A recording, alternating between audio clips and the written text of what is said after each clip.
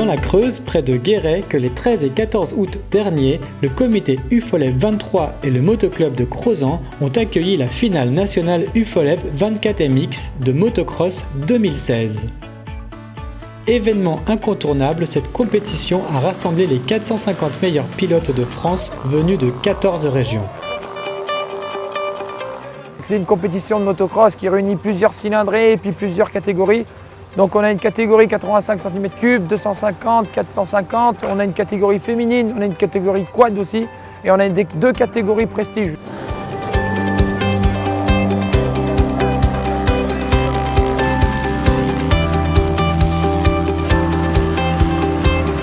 On a un terrain donc, qui fait 1 km 556, on a une piste qui fait en moyenne 6, même 8 mètres, des fois on s'étend jusqu'à 10 mètres.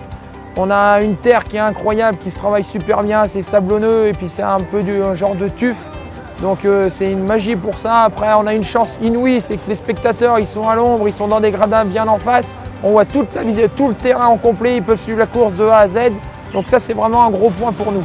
Pour l'instant ça va, on a eu malheureusement quelques grosses chutes hier. Bon après ça fait partie du motocross, on sait tous que c'est un sport assez physique et forcément un motocross où il y a des personnes qui roulent, il y a du niveau, voilà, on est là pour disputer la finale, on est là pour ramener la coupe dans la région.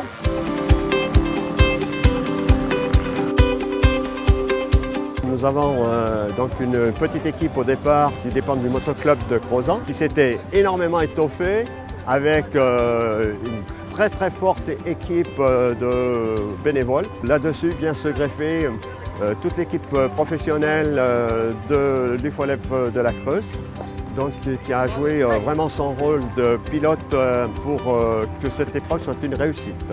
Globalement, sur le site, dans le parc coureur, on a référencé 2700 personnes.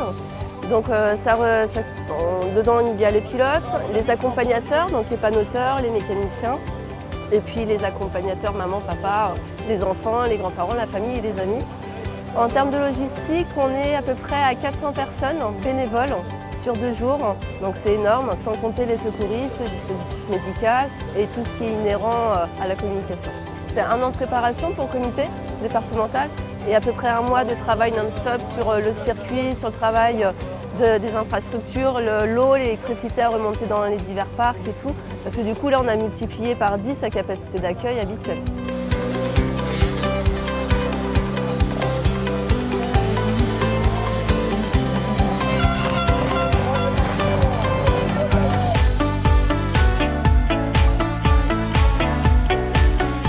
Une manifestation couronnée de succès où petits et grands étaient conviés à la traditionnelle et festive parade des régions dans un esprit de fair-play cher à l'UFOLEP.